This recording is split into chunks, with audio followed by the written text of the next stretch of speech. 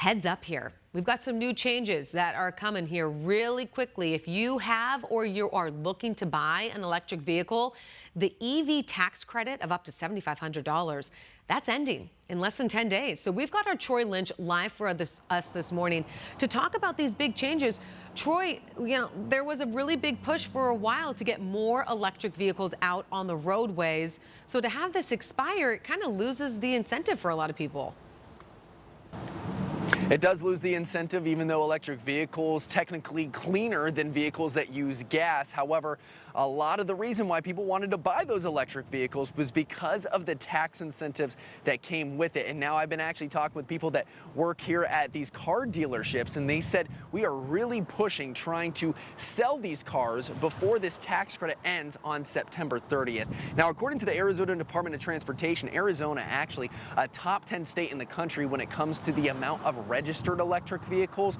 Right now, there are about 129,000 that we have here in the state, and that's up about 90,000 than what we saw about 4 years ago. However, now financial incentives are going away to get these electric vehicles. So this tax credit has been in effect for about 15 years. And now this federal tax credit that is up to $7,500 for certain new EVs will end on September 30th, along with the $4,000 tax credit for used EVs. So if you are buying an EV after September, you're not going to get that tax incentive.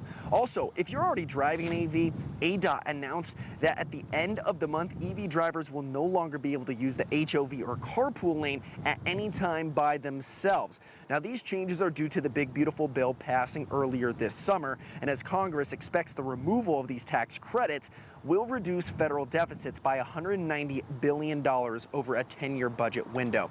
Now, over the weekend, the nonprofit Drive Electric Arizona held an event with SRP where people could test drive electric vehicles and educate them on why EVs are still beneficial.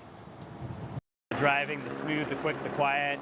A lot of it is financial as well for customers. From a total cost of ownership standpoint, when you factor in the fuel savings, electricity is a lot cheaper to fill up than with gasoline. You factor in maintenance savings. You have about a tenth of the moving parts in an EV than you do with a gasoline vehicle. Those add up over time, and while EVs are a bit more expensive up front, over time most customers see that savings.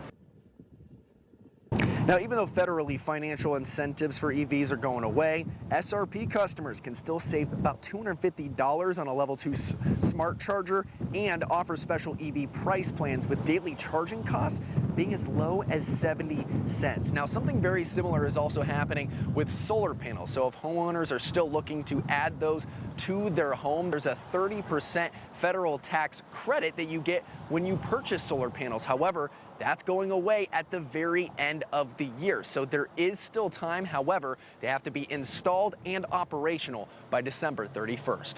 We're live here in Tempe. Troy Lynch, 12 News Today and AZ. Okay, so still a little bit more time if you really want to cash in on this. All right, Troy, thank you so much for those details.